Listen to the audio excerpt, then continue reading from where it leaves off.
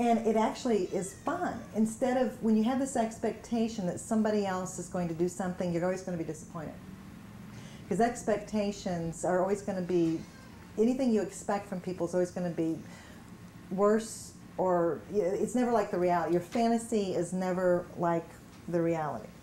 So I learned a long time ago to really, and I used to play this game when I was a little girl actually. I would not see myself as like, hey, what would it be like if I was this butch male, but I would like tune into myself as, if there was a little, as a child I would see if I had a brother, because I was the only child for 6 years, and I would imagine that I had a little twin that looked like me, but he was a boy. And we would have fun and we would do things. And that's something that has stayed with me and actually been great, because the more I've studied about soulmates and the more I've learned about things, I realized what I was actually doing was getting in touch with an inner part of myself.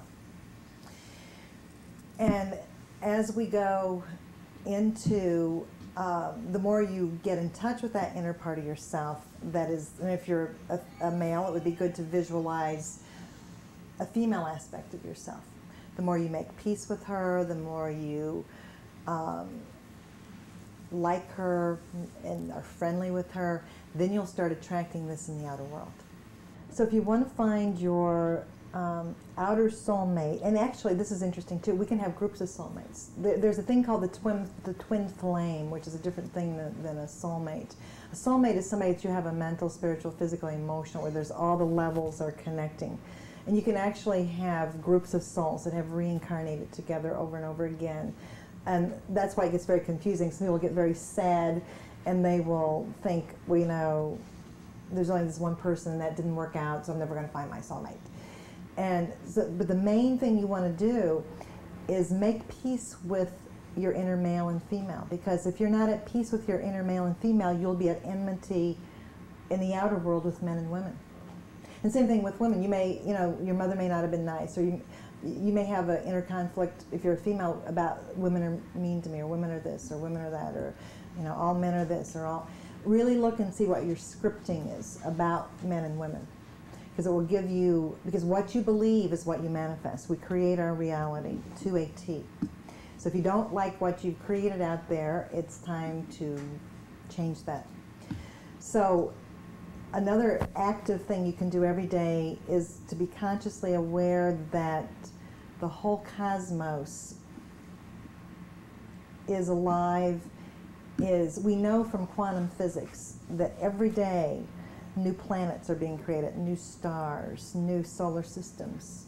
We live in a I am Alpha and Omega, I'm the beginning and the end, world without end. We live in a living, ongoing, non-dying universe that just keeps creating.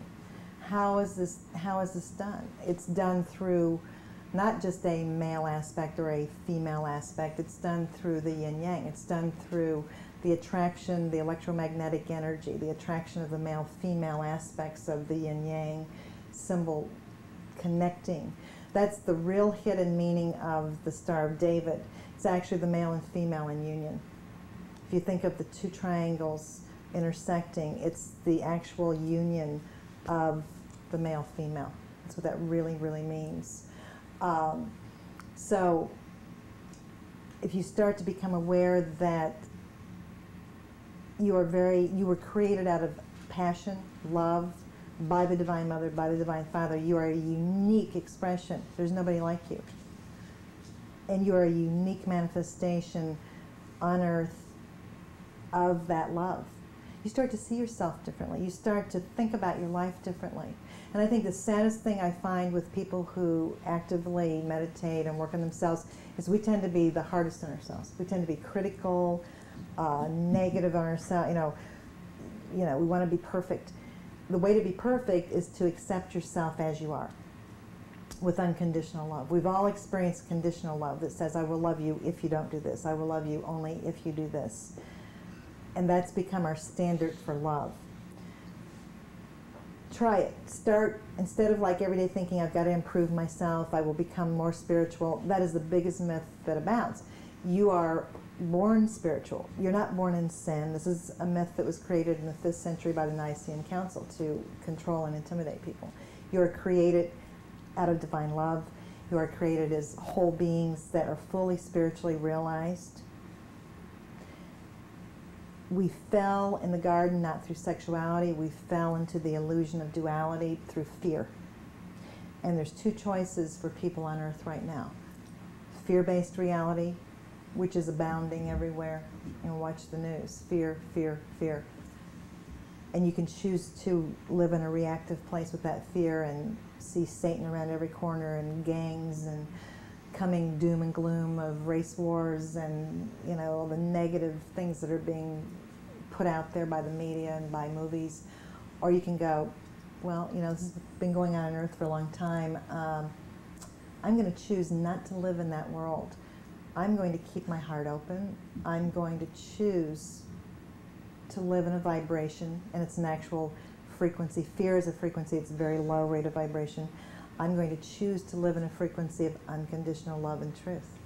And you'll be amazed once you consciously, and even if you don't believe that to begin with, the more you start to go, I'm going to choose.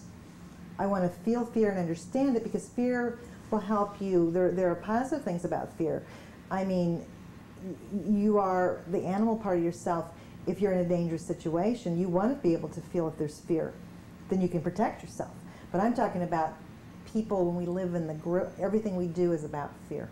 That's not the kind. You don't want to keep staying in that vibration.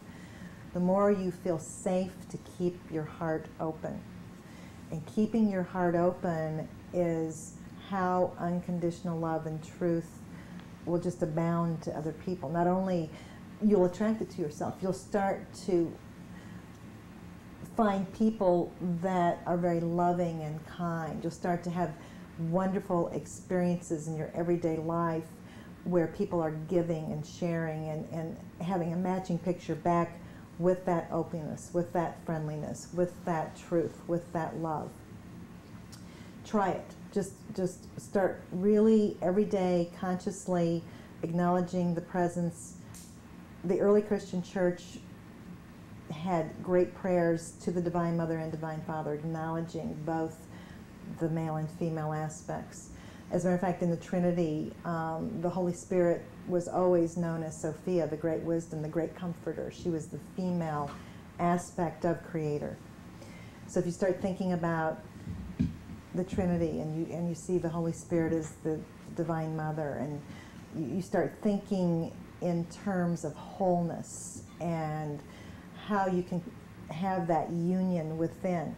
Think about the idealized relationship you would like to have with others and start to treat yourself that way. Love thy neighbor as thyself. You can't love your neighbor any better than you love yourself. Start really actualizing it, because in the end of it all that matters is love. It's not about how much money you made, what car you're driving, what kind of house you live in. It's about the love that you have created and given to others and yourself, and that you've manifested. And thank you all for being here tonight at the Oracle. I'm sending you all love and healing energies, and we will see you next week.